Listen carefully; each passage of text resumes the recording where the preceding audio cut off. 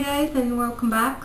Now the last episode for Monday, which is my third episode, will be talking about passport, IDs, international student cards, ticketing, and such an information.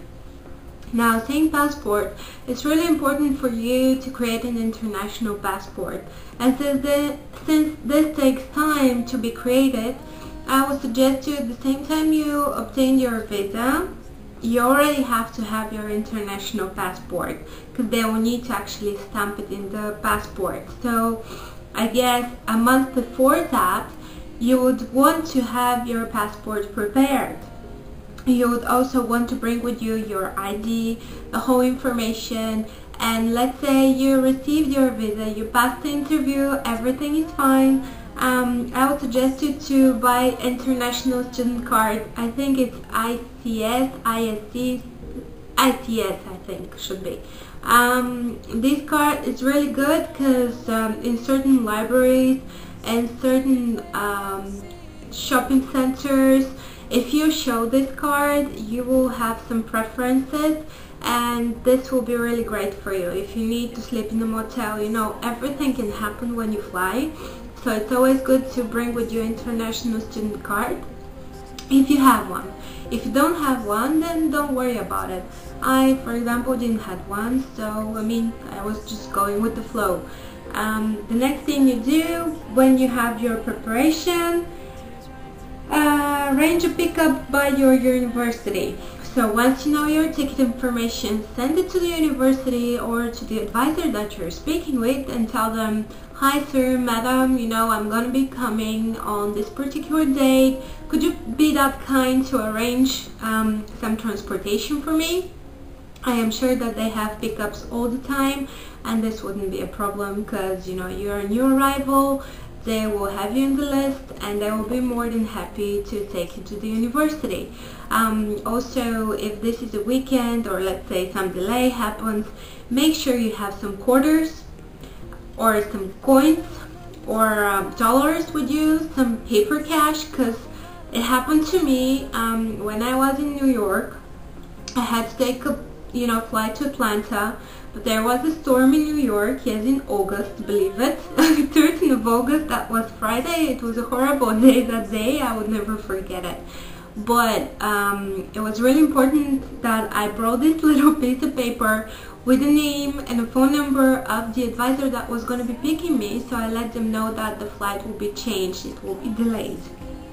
So once you know that, make sure that you have some quarters just in case, because something may happen, you know, and you don't want to sleep in the airport, because I did, and this is horrible, really. My flight was supposed to be there at 10 o'clock in the evening, but it was there at 12, and they seemed to forgot us, and I was calling and calling and nobody would pick up the phone because it was really late. So we had to sleep in the airport with another student that was arriving on the same plane. So make really sure you have the coordinates, because anything can happen. Now, when arrived, I would say, depending on how many flights, no matter how many flights you save, make sure you hydrate. Don't drink coffee, don't drink orange juices, drink water. It's really important because that will keep you awake and you won't feel that tired from the time delay and the time difference. Also, when you arrive, don't expect to see skyscrapers like everywhere. They really are not everywhere, believe me. They're in downtowns.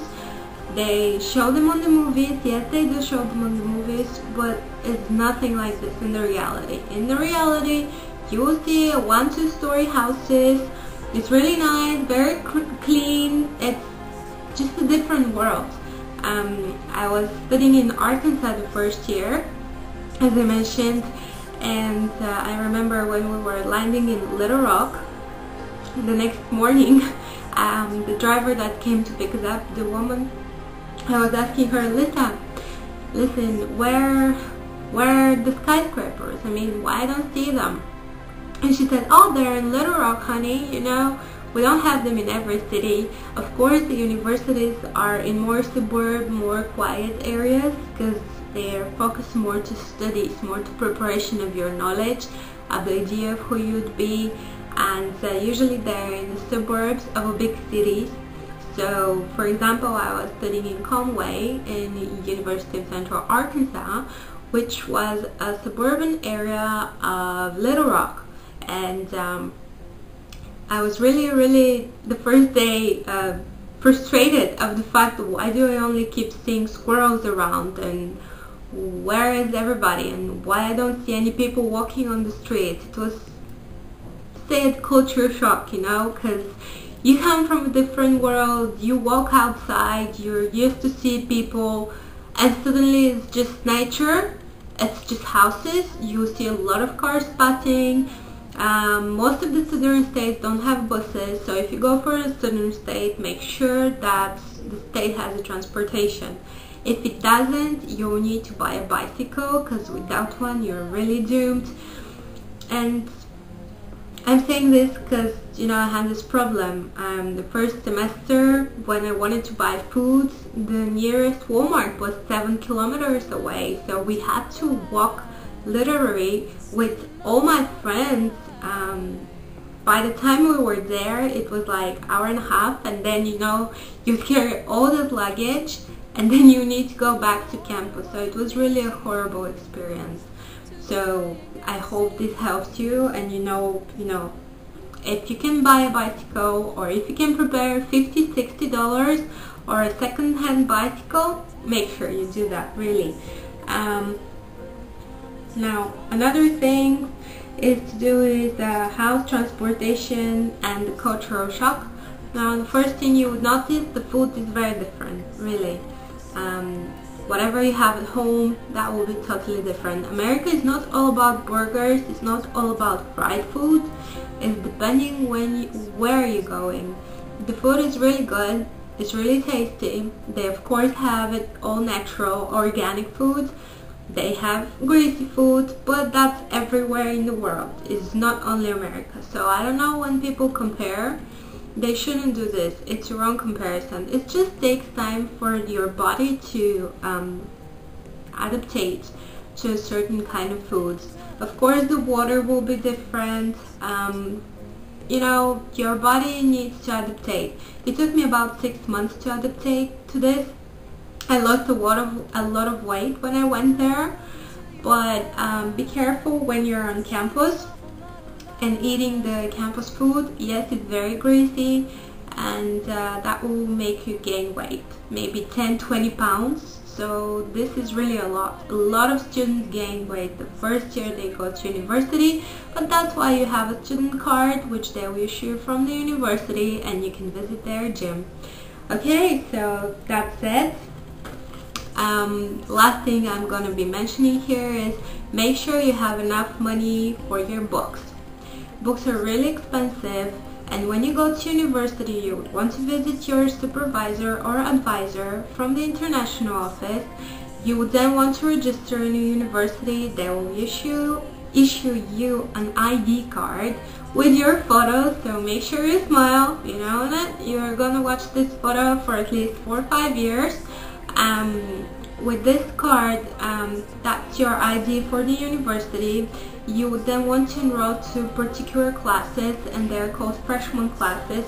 If you have picked your major, you can start taking courses from your major, but most likely they will advise you to take a course in English and a course in algebra or some kind of a math.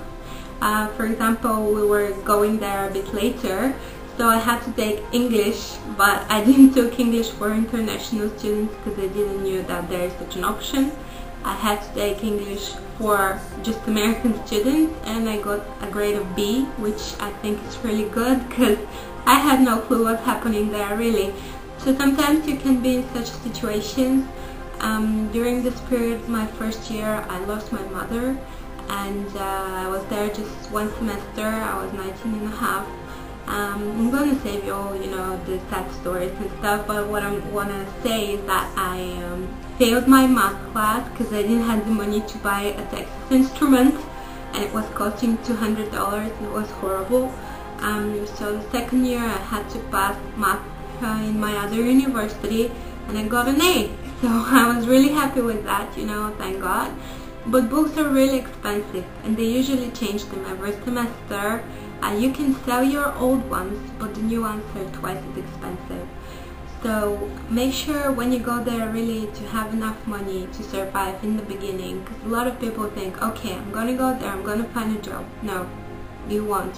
If you're international students in a campus with 20,000 students and there's 10,000 international students and only 20 places open for international students, it's quite a small possibility that you'll be the one, especially if the other ones are not new, they have friends, they've worked there before. So with all that said, I really hope that this information is, good for you. I'm gonna keep uploading more videos next week. Thanks guys, and if you have any questions, I'll be more than happy to answer. I wish you a great day. Don't forget, keep smiling and be you. Bye bye.